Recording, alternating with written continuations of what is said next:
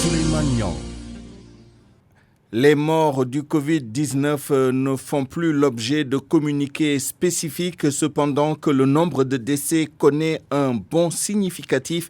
Encore 6 personnes qui ont perdu la vie ces dernières 24 heures et c'est un record. Awambaye. En 24 heures seulement, le Sénégal enregistre 6 décès au coronavirus.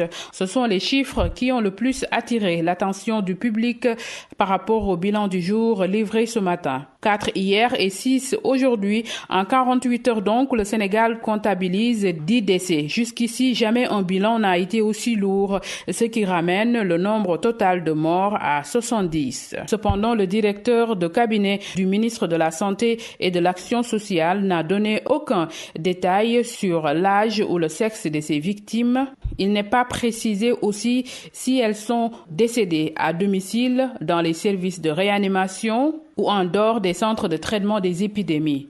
En tous les cas, le taux de létalité ne dépasse pas 1,3%, même si le nombre de décès semble faire un bond qui nous replonge dans la réalité de la maladie, que le coronavirus existe bel et bien au Sénégal et que la courbe poursuit tranquillement son chemin et les spécialistes pensent que seule l'application rigoureuse des gestes barrières pourrait lui créer un obstacle et provoquer sa chute définitive.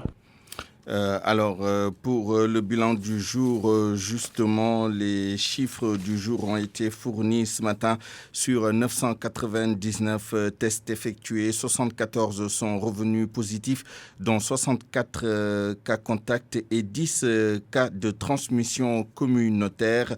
101 personnes sont sorties guéries des centres de traitement et 22 cas graves sont actuellement pris en charge dans les CTE, ce qui fait que depuis le début de l'épidémie, 5247 cas ont été déclarés positifs, 3525 cas guéris, 70 décès et 1651 personnes actuellement traitées. Parlons maintenant des gestes barrières justement et de la riposte au Covid-19 dans les lieux de transport. Nous nous sommes rendus à la gare routière de Rufisque qui a démarré ses activités au lendemain de l'ouverture du transport interurbain, c'est-à-dire lundi dernier. En dehors du manifeste qui est effectivement rempli, notre reporter sur place, Abdou Diouf Diagne, s'est rendu compte que les autres mesures barrières ne sont pas respectées. Voici son reportage.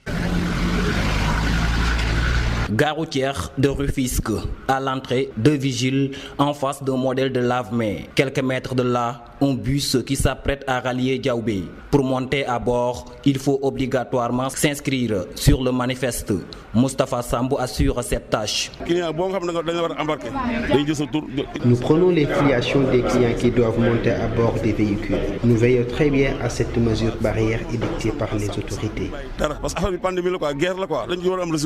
Si cette mesure barrière est respectée, les autres comme le port de masque et le lavage des mains sont foulés aux pieds. Certains passagers et rabatteurs circulent librement sans ces méthodes de protection contre le coronavirus. Trouvé à l'intérieur d'un véhicule appelé cette place, Babacar Diouf déplore cette négligence. À mon arrivée, j'ai vu beaucoup de personnes sans masque de protection. Certaines respectent les mesures barrières, d'autres non. Je croyais qu'on allait nous donner des gels hydroalcooliques une fois sur place. J'invite les autorités de la gare routière à rectifier le tir. Les acteurs de la gare routière déplorent aussi le faible niveau de fréquentation depuis la levée des restrictions liées au transport interurbain. RFM Rufisque, Abdou Diouf Diagne.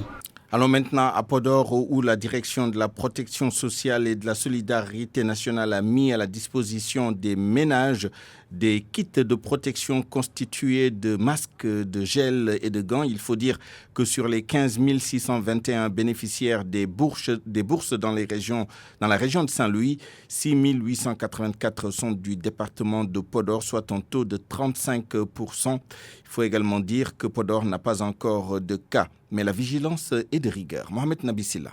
Dans le département de Podor, 6884 ménages bénéficiaires de la bourse de sécurité familiale ont reçu des kits d'équipement de protection contre la pandémie de la COVID-19. Ceci est élargi aux opérateurs sociaux et aux relais communautaires, selon Mme Aminata Sow, déléguée générale à la protection sociale et à la solidarité nationale, qui a insisté sur la sensibilisation et la mise à contribution d'artisans locaux dans la fabrication des masques. Ainsi, nous avons acquis 600 000 masques et plus de 3 000 gels avec des gants que nous allons mettre à la disposition des bénéficiaires. Et chaque bénéficiaire de bourse aura 2 masques. La confection des masques a été donnée aux artisans locaux qui sont agréés par le ministère de la formation professionnelle. C'est une façon de contribuer en tout cas à booster l'économie locale, à créer de la valeur ajoutée, surtout dans ce contexte-là de pandémie où les activités sont au ralenti. Au nom des bénéficiaires du département de Podor, Aram Thiam explique que les gestes barrières seront respectés et la sensibilisation sera de mise auprès des familles. Il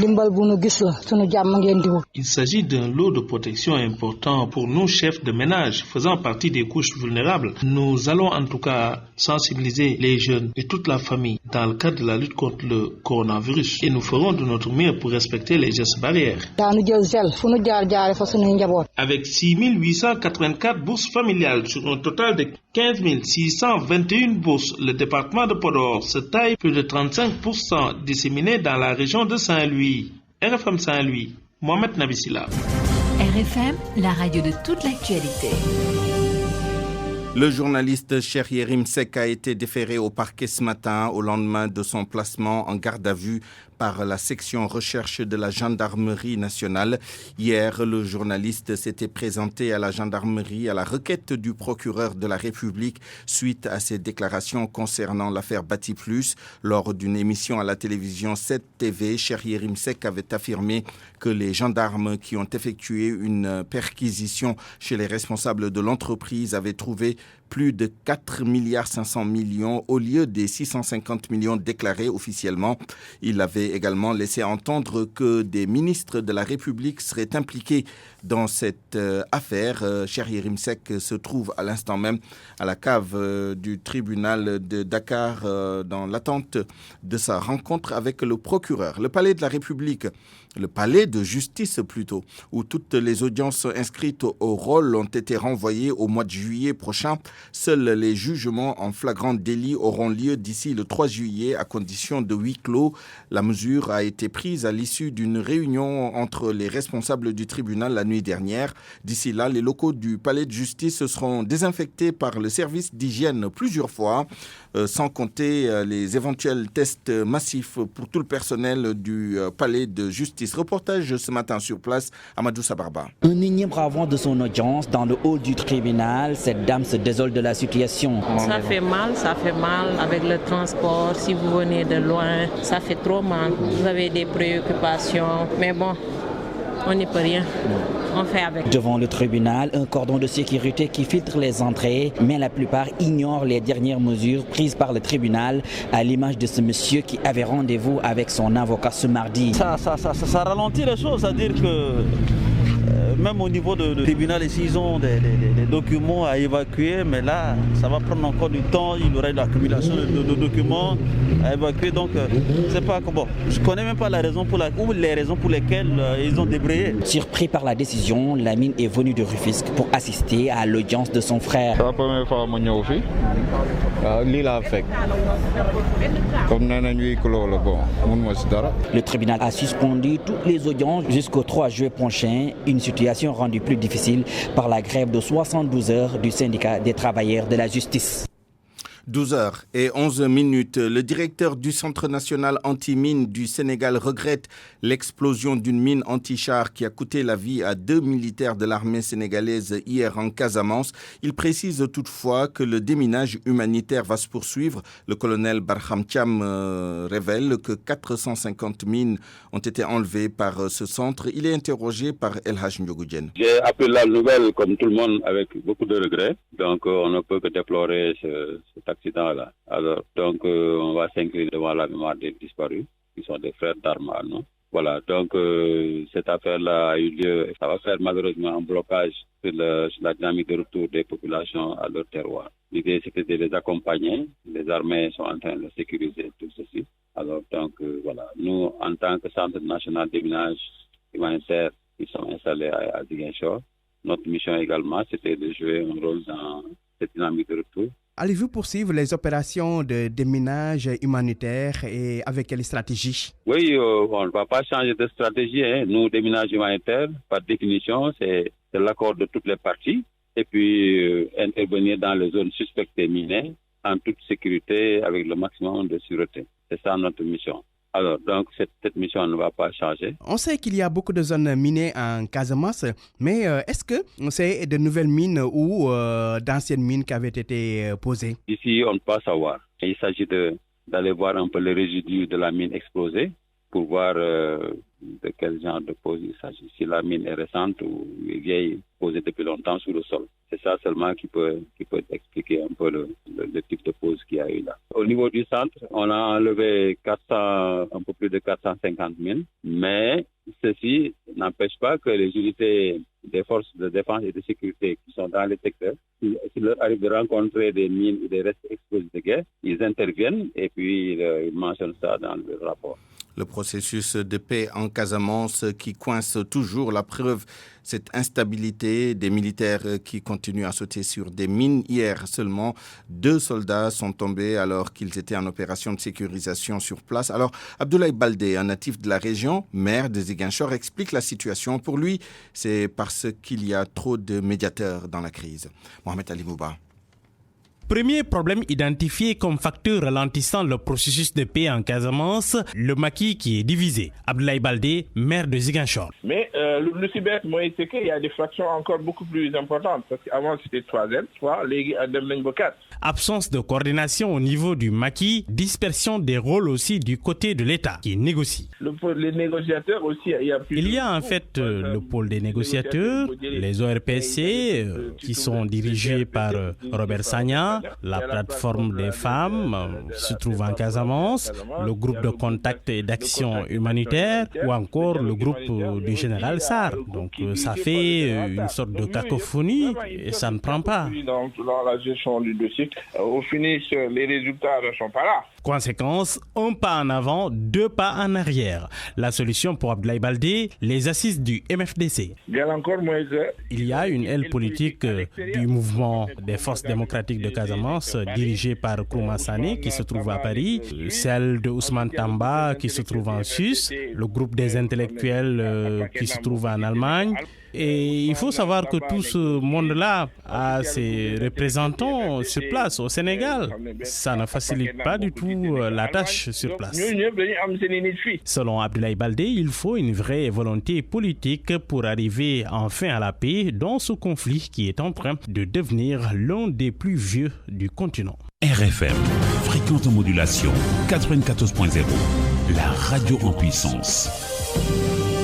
Ce 16 juin marque la 30e édition de la Journée de l'enfant africain. Le constat est le même. Ils sont toujours dans la rue de la capitale. Un échec de l'État du Sénégal seront, selon certains Sénégalais rencontrés. Ils ajoutent qu'il faut choisir ceux qui s'y connaissent pour une solution définitive. Salimata Aou. Journée de l'enfant africain. Ils sont célébrés ce 16 juin en commémoration du soulèvement étudiant de la même date en 1976 à Soweto. Dans les rues de la capitale, ils y sont nombreux. Pourquoi vous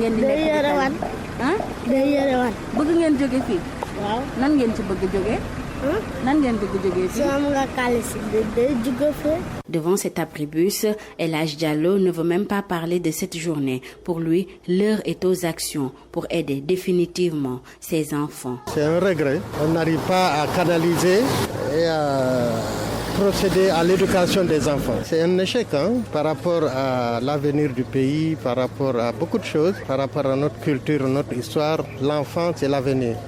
Et si on n'arrive pas à les éduquer de façon correcte, c'est un programme à revoir. Vous savez, les politiques, c'est des programmes rédigés dans des bureaux avec des experts soi-disant. en laissant la réalité sur le terrain. La journée de l'enfant africain est méconnue et pourtant tout le monde devait mettre la main à la pâte, surtout pour le retrait dans les rues. Non, sincèrement, comme on était les journées de l'enfant, sincèrement. Ok, non, parce que si on prend exemple, les journées de l'enfant, peut-être amener benn thème bo xamné, ok, mom lañuy def pour les journées tay bi. La responsabilité est partagée entre l'État et les parents, souligne Elhadji Diallo. Je crois qu'il faut s'appuyer sur les structures à la base qui ont plus de mainmise sur les populations et sur les enfants pour pouvoir définir une politique. La commémoration de l'événement se fera cette année par le biais d'un webinaire qui vise à créer une plateforme de dialogue entre les enfants et les décideurs politiques pour garantir l'égalité d'accès à une justice pour tous les enfants. Ce 16 juin marque également le 21e anniversaire de l'AFP, l'Alliance des forces de progrès de Moustapha Niasse. Ce parti politique a été créé après la fameuse déclaration du 16 juin 1999 intitulée « J'ai choisi l'espoir » de Niasse. Mais 21 ans après, l'AFP a perdu de sa superbe. Cette formation n'est plus que l'ombre d'elle-même à cause de plusieurs facteurs, suivant le dossier réalisé par Koumba Sandiane Faye. 21 ans déjà, des années de gloire, l'Alliance des forces de progrès les a connus. Se rappelle encore Bakary Domingo Mané, journaliste, analyste politique. Cette formation a connu ses années de gloire lorsque son leader, son géniteur, Moustapha Niasse, a quitté le Parti socialiste. On se souvient que les législatives qui ont suivi après ont permis à Moustapha Niasse d'avoir un groupe parlementaire. En 2000, ce parti va accompagner Maître Abdoulaye Wade et finalement ils vont gagner ensemble. Donc le Moustapha Niasse a été choisi comme Premier ministre, mais le compagnonnage n'a pas duré. Donc il y a eu séparation entre l'AFP, n'est-ce pas, et le Parti démocratique sénégalais. Il a simplement revu à la baisse, n'est-ce pas, ses ambitions, donc en accompagnant d'autres acteurs comme Macky Sall, vraiment pour gagner la présidentielle. L'AFP a à sa tête le président de l'Assemblée nationale. Ce dernier est certes un élément incontournable de la mouvance présidentielle, mais au fil des années, la formation politique qui avait fait gagner Wade en 2000 et qui a beaucoup contribué au règne du président Macky Sall a subi des remous, nous dit le professeur Moussa Diaw, enseignant-chercheur en sciences politiques à l'université Gaston Berger de Saint-Louis. À des sanctions, et le parti s'est pratiquement vidé d'un certain nombre de leaders qui souhaitaient une refondation du parti, une réadaptation du parti et la structuration de manière à lui permettre de se positionner de façon confortable dans le paysage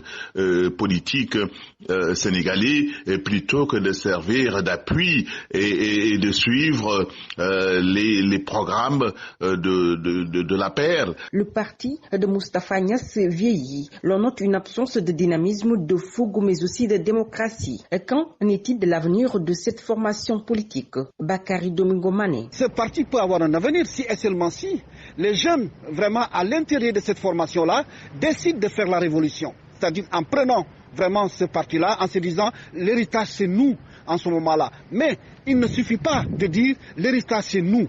Il faudrait qu'en ce moment-là, les jeunes de ce parti-là engagent vraiment des réformes profondes. 21 ans, peut-on dire que l'AFP a grandi vu ses nombreux départs? En tout cas, pour l'heure, le parti au pouvoir tire bien profit de l'expérience de son leader, Moustapha Niasse. RFM. L'actualité internationale. Bonjour Youssouf Bodian. Bonjour Souleymane. Au Mali, des nouvelles rassurantes de Soumaïla Cissé. Le chef de l'opposition enlevé depuis le 25 mars dernier se porte bien. Des contacts sont établis et des démarches en cours pour la libération de Soumaïla Cissé. Les assurances du président de la cellule de crise qui travaille pour la libération du député de l'opposition, son président Ousmane Issoufi Maïga, que je vous propose de suivre. Nous avons rencontré plusieurs personnalités d'ici et d'ailleurs. Nous avons envoyé des émissaires sur le terrain. Nous avons établi des contacts. Nous avons des contacts. Nous avons essayé autant que peut se faire de prendre contact avec les populations du terrain. Nous sommes résolus à ramener Soumaïla Cissé. Nous travaillons dans ce sens. Nous avons beaucoup de pistes, des indices et toutes les informations qui nous sommes remontés nous donnent espoir que M. Soumaïla Cissé est bien traité. C'est extrêmement important de le souligner.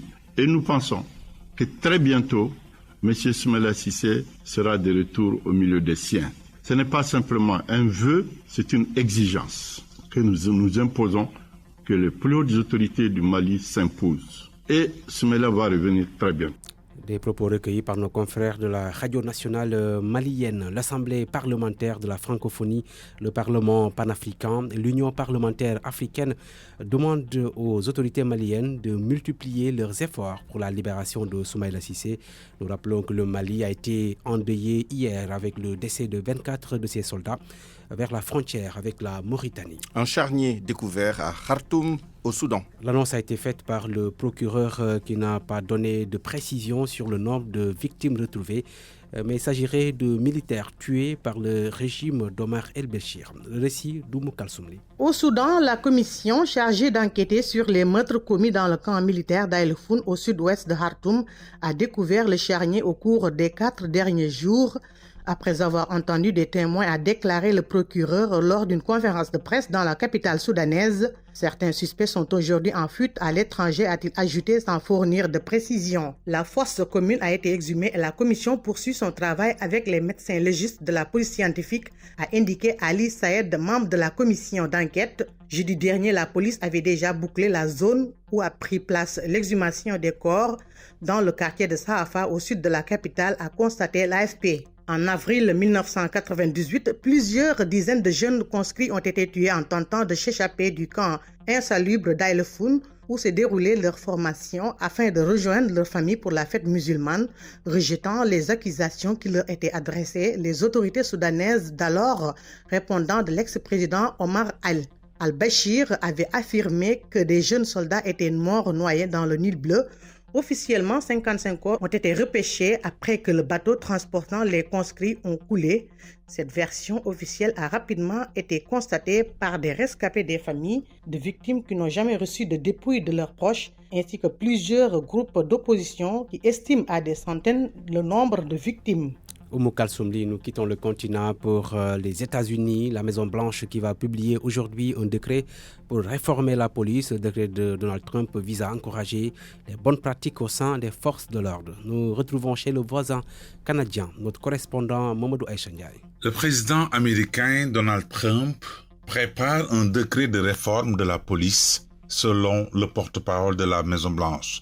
Ce document, dont les principes se fondent sur une analyse et une mutation des forces de l'ordre, donne à Donald Trump la possibilité de calmer la colère des Noirs qui jugent que les États-Unis continuent d'être un pays d'injustice et de racisme. Donald Trump, pour sa part, refuse de reconnaître qu'il existe un racisme systémique dans les forces de la police. Un professeur du nom de Philip Simpson a dénombré plus de 10 000 cas de violence policière aux États-Unis d'Amérique. Ce prof en criminologie explique que réformer la police américaine est synonyme de changer l'esprit et la philosophie de la police, de guerrier, d'impunité et de peur contre les communautés noires. Ici au Canada, c'est en Alberta où le coronavirus augmente sans cesse, un relâchement constaté qui est à l'origine de cette recrudescence de Covid-19. Doug Ford, le premier ministre d'Ontario, tarde à accélérer le confinement, contrairement au Québec qui autorise le rassemblement maximum à 50 personnes. Le Canada est le pays où on trouve des variables dans la distanciation sociale. 1 mètre chez les jeunes, 1,50 m et 2 mètres selon les lieux et autres édifices publics. Montréal, Mamadou Aïchandiaï, Radio Futur Média. Suleiman, c'est tout pour les infos inter. Merci Youssouf Bodian, il est 12h26. RFM, l'info, c'est ici. L'info, c'est ici.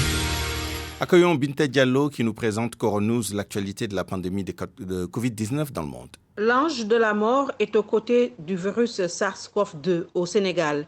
6 décès en une seule journée, une première. Le pays de la Teranga compte désormais ses morts au quotidien. 70 ce mardi et la barre des 5000 cas de Covid-19 franchie. En plus du Sénégal, 42 autres pays ont toujours leurs frontières fermées selon l'Union africaine. En Guinée-Bissau, Les centres d'accueil Covid-19 sont débordés. Son président Embalo, qui effectue en pleine épidémie une visite officielle au Congo, a laissé derrière lui près de 1500 de ses compatriotes infectés au Covid-19. L'Afrique compte plus de 200 000 cas confirmés et plus de 6 000 morts, selon le Centre africain de prévention et de contrôle des maladies. L'Afrique du Sud demeure la plus touchée avec près de 70 000 cas. L'Égypte, plus de 40 000 contaminations, suivent le Nigeria, le Ghana, l'Algérie, le Cameroun et le Maroc avec près de 9 000 cas de coronavirus. En Centrafrique, les lieux de culte rouvrent. Madagascar allège les mesures sanitaires. Dans le monde, la barre des 8 millions de contaminés est franchie. En France, l'épidémie poursuit sa tendance baissière. En revanche, la Chine craint une deuxième vague de contamination. Surtout dans la capitale, Pékin se confine. Des experts de l'OMS sont d'ailleurs attendus en Chine prochainement. Les États-Unis restent le pays le plus touché au monde, mais le bilan de la contamination est au plus bas entre hier et aujourd'hui. Le Brésil, deuxième pays le plus touché, ne parvient pas à endiguer la maladie. Plus de 1000 morts rien que ce mardi. En Espagne, l'épidémie est sous contrôle. L'Italie a quant à elle annoncé 26 nouveaux décès. Le dernier bilan en Angleterre faisait état de 38 morts en 24 heures. Le Royaume-Uni poursuit son déconfinement progressif. Ce mardi 16 juin, l'Institut Robert Koch en Allemagne annonce près de 400 nouveaux cas dans le pays. L'Allemagne qui rouvre ses frontières aux autres pays européens depuis hier minuit. L'Amérique latine reste le nouvel épicentre de la pandémie. L'Organisation mondiale de la santé alerte sur une possible aggravation de la pandémie dans le monde. Notre reportage hivernage du jour nous mène à Kédougou où la saison des pluies s'installe. Ibrahima Diabakhataï. L'installation de l'hivernage est effective dans la région de Kédougou. Les quantités d'eau recueillies sont excédentaires au niveau de tous les postes pluviométriques. Le cumul des pluies enregistrées à la mi-juin a atteint les 78,9 mm, dépassant ainsi largement les 3 mm de précipitations durant la même période de la campagne précédente.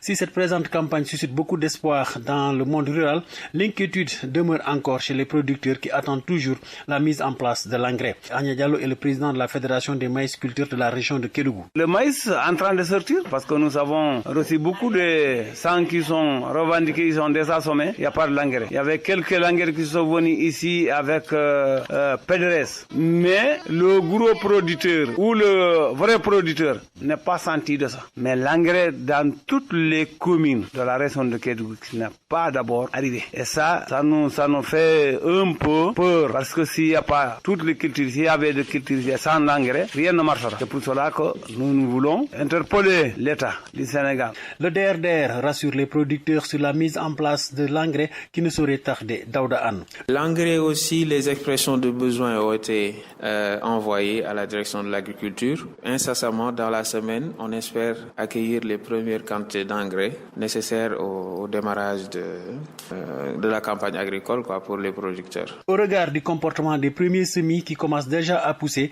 les besoins d'engrais sont bien réels dans cette partie du sud-est où la deuxième vague de semis est déjà effective. Ibrahima Diabakhate, Kédougou, RFM. RFM, la presse du jour. À 12h30, la revue de presse est signée Mohamed Ali Mouba.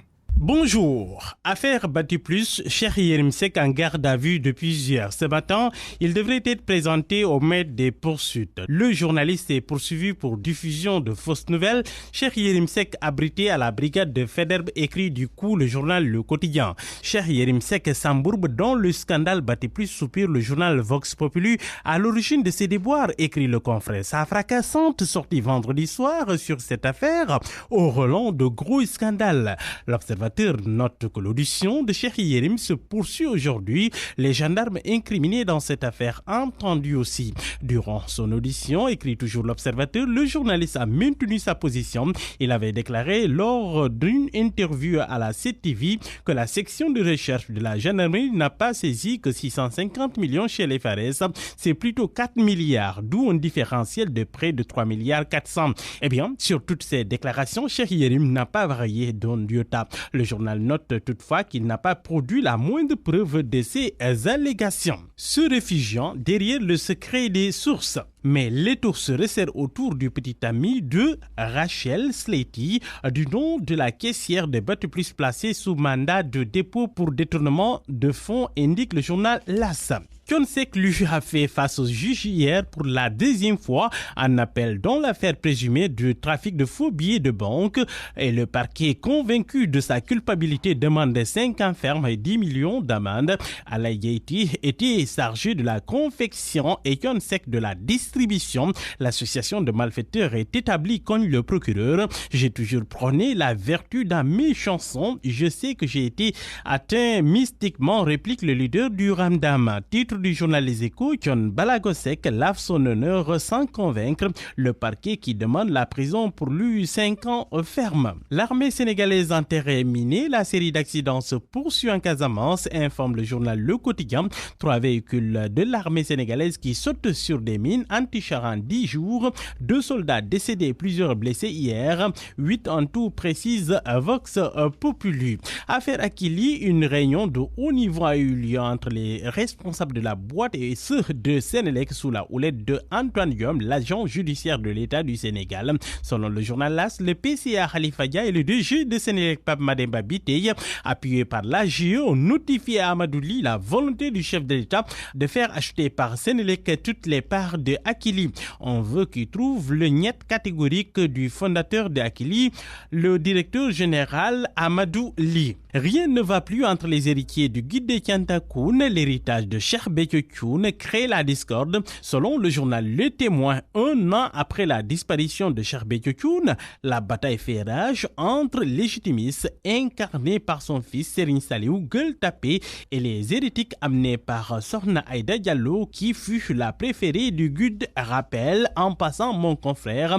à lire dans les colonnes du Témoin à sa page 7. Dans le journal Les Échos, la carte de la pauvreté au Sénégal, Kolda et Sédhiou, régions les plus pauvres du Sénégal, c'est ce que révèle une enquête de l'ANSD. Le confrère note que Keur Massar, Diamniadio et Médina Gounaos, la ceinture de pauvreté de Dakar, à Matam, les centres urbains plus pauvres que les communes rurales. Et puis sport, le Bayern de Munich qui sera sacré champion d'Allemagne pour la 8e fois consécutive ce mardi soir s'il gagne après-midi, indique le journaliste Stade Quotidien, mais aussi s'il récupère pour ce match décisif son duo d'attaquants Robert Lewandowski et Thomas Müller. Dans le journal Record, c'est Saliou Ciss, le défenseur des Lions du Sénégal, qui s'entretient avec nos confrères. Il dit « Je peux être encore meilleur ». Les confessions de Ciss à lire dans ce journal. Dans le journal Sunu Lamb, l'acte 2, enquête d'étincelle pour devenir roi des arènes. 16 ans de carrière entre lumière, ténèbres et rebond. Le confrère a réalisé un dossier pour vous. Bonne lecture à tous. Point de vue. Regard croisé sur l'actualité du jour. À 12h35, bienvenue à Point de vue. Nous discutons du processus de paix en Casamance à la lumière des derniers incidents survenus sur le terrain, notamment ces véhicules de l'armée qui ont sauté sur des mines anti-chars, causant malheureusement des décès et un nombre relativement important de blessés. Et pour en parler, nous sommes en ligne et en direct avec M. Ibrahima Amadjeme, membre du groupe de réflexion pour la paix en Casamance. M. Djemé, bonjour. Bonjour Suleiman. Nous sommes également avec M. Demba Ndiaye, journaliste spécialiste de la question du processus de paix en Casamance. Demba Ndiaye, bonjour. Bonjour. Ibrahima Amadjeme, d'abord, quelle est votre analyse des derniers événements survenus ces derniers jours sur le terrain, ces explosions de mines qui ont frappé des convois de l'armée? Est-ce que ce sont des accidents, des incidents isolés, ou est-ce le signe de la résurgence d'une crise qui jusque-là était quand même assez calme? Merci. Je voudrais d'abord m'incliner sur la mémoire des soldats tombés à Bissine. Parce que quand même, c'est triste de constater que justement à ce moment-ci, des soldats tombent victimes d'une mine. Je présente mes condoléances aux forces armées, à l'ensemble du peuple sénégalais, et vraiment prie Dieu que cela ne se reproduise pas. Maintenant, la surprise, oui.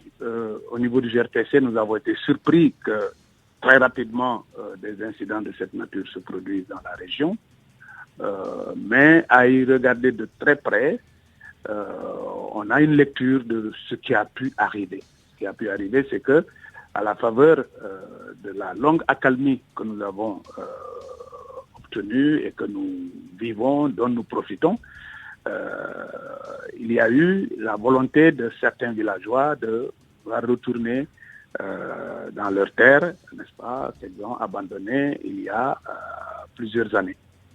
Et tout naturellement, le processus est en cours, d'ailleurs dans toute la région, partout les villages ont été abandonnés, les gens se sont retournés progressivement en discutant avec les différents acteurs, les différents protagonistes autour de la crise.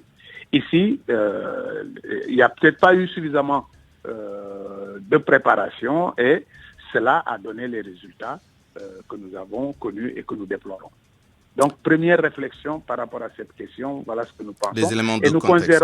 nous considérons que c'est un incident, que nous considérons que ce sont des incidents isolés dans l'évolution du processus et qui ne sauraient en aucun cas, en tout cas, remettre en cause le processus lui-même qui a pris une orientation claire, c'est aller vers la fin des hostilités entre le MFDC et les troupes armées sénégalaises. Et que le dialogue doit privilégier, n'est-ce pas, toutes les actions pour qu'on arrive à une fin définitive. Alors, Demadiaye, quelle est votre lecture, vous, des événements qui se sont produits ces derniers jours, au-delà de cette incompréhension qu'il y aurait entre les différentes parties prenantes au sujet du retour des villageois qui avaient été déplacés de leur village pendant cette accalmie-là? Oui, permettez aussi que mes condoléances aux parents des victimes et à l'armée face à la perte de 2 hommes et aussi aux blessés. Je crois que ça, on peut dire que ça, c'est un incident de parcours. Hein. Je ne vois pas pourquoi on lierait ça à une recrudescence du conflit ou au machin et tout ça. Je crois que c'est la conséquence du conflit. Un conflit comme celui de Casamance secrète des zones d'occupation, ceux qui occupent certaines zones, les mines pour qu'on ne puisse pas y accéder. Mais comme ce conflit, il semble maintenant qu'il est le plus long du monde, a sécrété aussi des organisations collatérales qu'on appelle des bandits pour le bois, pour la drogue, etc., etc. Et chacun protège son territoire avec les moyens comme cela, des mines. Et ça, il faudra, comme on dit aujourd'hui, vivre avec le virus. Il faudra vivre avec le fait que les sols casamançaises et les forêts casamançaises ne seront plus jamais les mêmes. Ils ont été minés, peut-être à des degrés divers, peut-être dans des proportions différentes selon les départements, les trucs, etc. Mais ils sont minés depuis des années, depuis le plomb des années 90. Il y a même ceux qui les ont minés, que ce soit les MFDC ou l'armée et machin, ont oublié où ils avaient planqué le mine. Donc, il faut continuer les déménages, mais on ne pourra pas dépolluer l'ensemble de la Casamance des mines qui ont été enterrées. Et c'est ça qui donne les accidents, comme ceux de la semaine dernière et du week-end, que en circulant dans certaines parties, dans certaines localités, que l'armée arrive à marcher ou à rouler sur une mine qui était là et à avoir ces incidents-là. Deuxièmement, effectivement, j'ai entendu, je crois que c'est le directeur du centre de déminage, effectivement, le colonel Barham Thiam. Voilà, répondre à une question qui semblait lui dire, est-ce que ces mines sont nouvelles ou vieilles? Bon, il explique très bien que à l'état actuel, on peut pas savoir, il faut d'abord qu'on analyse les mines et tout ça. Mais les mines, ils peuvent être vieilles comme ils peuvent être nouvellement installées, posées. Et selon qu'elles soient vieilles ou nouvelles, ça donne peut-être des indications sur ceux qui les ont posées. Si c'est par exemple, elles sont nouvelles, elles datent parce que justement les trafiquants qui sont dans cette zone-là ont appris que les populations allaient rentrer et qu'elles n'ont pas envie que ces populations-là rentrent, et surtout que l'armée les accompagne, ont mis des mines pour protéger leur trafic illicite. Ça, serait une piste. Si maintenant ce sont des mines qui sont cachées là-bas depuis des années suite au conflit, etc., bon, ce sont les desiderata des affrontements entre le MFDC et l'armée, et que chacun voulant protéger son territoire à un moment donné, a miné sa portion de terre, sa portion de terrain, sa portion de forêt, etc., et qu'aujourd'hui, ça donne ces conséquences-là éventuellement. Très bien. Ibrahima Amadiémé, vous avez entendu peut-être le maire de Ziguinchor, M. Abdoulaye Baldé, lors de nos précédentes éditions. Ce matin, en tout cas, il était l'invité de RFM Matin et il évoquait le nombre relativement important d'intervenants dans la médiation, dans les négociations entre le MFDC et le gouvernement. Alors, vous-même, en tant que groupe de réflexion pour la paix en Casamance, vous êtes partie prenante dans ces négociations. Qu'est-ce que vous répondez à cela? Qu'est-ce que vous préconisez pour une meilleure coordination des interventions de part et d'autre? D'abord, cette question me permet de préciser la nature du GRTC. Le GRTC n'est pas un négociateur. Le GRTC est un facilitateur entre les deux parties en belligérance qui devraient nécessairement se retrouver pour échanger. Il y a d'une part l'État et ses différents démembrements, et de l'autre côté le MFDC et les populations de Casamance. Parce que convaincus que nous sommes des Sénégalais, nous pensons que ces deux parties en belligérance ne pourraient se retrouver s'il n'y a pas quelque part une volonté qui les pousse les unes les autres à aller vers des points de convergence. Voilà ce que nous faisons. Maintenant, les discussions, vous savez que l'État a mis en place une structure qui s'appelle le comité ad hoc, et c'est le comité ad hoc qui discute avec les parties prêtes à discuter. C'est ainsi que vous savez, par exemple, que le comité ad hoc discute avec Salif Sadio, et également discute avec les autres segments du MFDC quand ils y ont accès. Ça, c'est clair. Maintenant, les autres acteurs, oui, nous constatons, nous tous, qu'il y a beaucoup d'acteurs qui sont là-dedans, des ONG généralement, mais vous savez, je crois qu'il faut aussi que les gens s'accordent sur le fait que entre une structure qui se crée et qui dit je vais participer en tant que société civile à ceci ou à cela, a forcément une mission et peut-être même des objectifs différents d'une structure comme le GRPC, qui lui a été invité par le président de la République, son excellent M. Macky Sall, à s'investir pour aider à trouver une solution à ce problème. Le GRPC, je dois le préciser, qui est dirigé par M. Robert Sagna. Robert Sagna, oui, et en tant qu'allié du président de la République depuis 2012, n'est-ce pas, le président lui a demandé de s'investir pour l'aider à mettre un terme, n'est-ce pas, dans les meilleurs délais possibles à cette crise. Et qu'est-ce que le GRPC pouvait faire? Le GRPC s'est investi en s'offrant comme facilitateur du processus. Et quel est le résultat tangible que vous avez obtenu? Oui, mais je crois que les résultats tangibles que nous avons obtenus, vous tous, vous l'avez constaté, n'est-ce pas, depuis pratiquement ce moment jusqu'à la date de la suspension des activités à cause de la crise de la pandémie, n'est-ce pas? Eh bien, nous avons mené des activités dans la majeure partie de la région naturelle de Casamance, n'est-ce pas, et des rencontres au cours desquelles ont pris part des combattants, n'est-ce pas, ont pris part des chefs coutumiers religieux, ont pris part également les organisations des jeunes et les organisations de la société civile. Et je crois que cela a donné comme résultat le plus constant que les combattants ont pris la décision de ne plus faire usage des armes pour quelque revendication que ce soit. Et cela, nous le vivons jusqu'à maintenant. Et nous avons été donc surpris avant-hier, il y a une semaine, d'entendre qu'une mine a sauté dans la zone de Bissine, puis le week-end, une autre mine dans la zone de Le Feu, et hier, malheureusement, cette mine encore dans la zone de Bissine qui a fait les victimes. Ce qui pose la repose la question de la responsabilité de la pose des mines, parce que ce sont quand même deux choses différentes. À ce niveau, vous parlez des combats, effectivement, il n'y a pas d'engagement physique entre les deux parties, mais des mines qui ont été posées, on ne sait quand. Ni par qui. Ni par qui, d'ailleurs. On ne sait quand, ni par qui, comme l'a dit tout à l'heure Demba Ndiaye. Je crois qu'il a parfaitement raison d'attirer l'attention du fait qu'il y a là plusieurs enjeux dans la zone.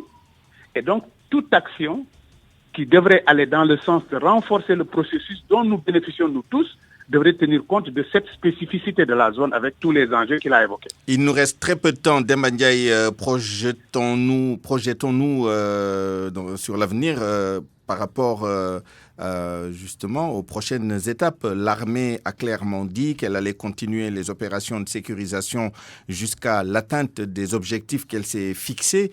Or, la situation est assez tendue, telle qu'on l'a vu ces derniers jours.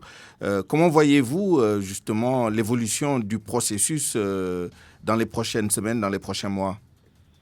Écoutez, moi je crois qu'il y a rien ne va réellement changer. Peut-être, bon, je reviens encore à certains propos du directeur de machin des mines qui disait que quand ils font ces opérations-là, en général, bon, ils ont l'accord ou la collaboration des parties en présence.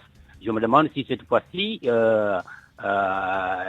ceux qui sont stationnés là-bas du MFDC, si c'est d'eux qu'il s'agit, ont été associés à l'opération du retour.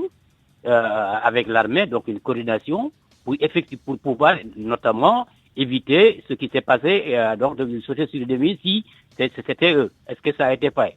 Ce qui pourrait changer, c'est que désormais, évidemment, l'armée, c'est sa mission de déminer, de sécuriser, etc. Mais peut-être qu'on apprend aussi de ce qui se passe, de ce qui s'est passé. Est-ce que désormais, quand ils vont accompagner des populations pour rentrer chez elles dans leur village qu'ils ont quitté depuis 20 ans, 25 ans, est-ce que avant il y a eu des discussions avec les gens qui sont dans cette zone, qui ont donné leur accord et qui éventuellement peuvent indiquer les lieux où il y aurait, disons, des mines. Ça, je crois que c'est un élément essentiel, important. Mais c'est vrai, la mission de l'armée, c'est de sécuriser, c'est de déminer des zones, non pas seulement les zones où les gens rentrent, mais aussi partout où c'est nécessaire. Des enjeux économiques, juste, tu permets, juste un truc. J'entends le débat sur les négociations, la paix, il faut que le MFDC recouvre son unité, parle d'une bois, on sait le secrétaire général, c'est des conneries. Moi, depuis 20 ans, depuis vraiment là, il y a eu l'affrontement entre Salif Sayo et les Atout Badiate qui l'a quitté, qui est machin, je dis, il n'y aura jamais d'unification entre ces deux-là. Faut pas se tromper. Ils se sont menés une guerre mortelle qui a conduit à ce que Salif Sayo quitte l'état-major et aille s'installer là où il est actuellement. Très bien. Il n'acceptera jamais. Par contre, ce qui est possible, mais on dit sur les quatre factions, il y a au moins 3 qui sont d'accord pour négocier. Mais négocions avec ces 3-là pour le moment. Et continuer à discuter avec l'autre, mais vouloir attendre qu'il y ait une réunification et machin, ça veut dire qu'on est parti pour 30 ans de guerre. Malheureusement, on arrive au terme du temps qui nous était imparti et c'est bien ce que disait Ibrahima Amadjeme tout à l'heure en évoquant les résultats tangibles obtenus par le groupe de réflexion pour la paix en Casamance. Discuter avec ceux qui sont prêts à discuter, c'est la démarche préconisée. En tout cas, merci à tous les deux d'avoir pris part à ce point de vue. À 12h50, c'est la fin de cette édition du Grand Journal. Je vous remercie de l'avoir suivi. Merci à toute l'équipe qui a contribué à sa réalisation. Rendez-vous avec Papa Ndiaye pour la principale édition de la mi-journée en Wolof. Dans un instant, Allô Président.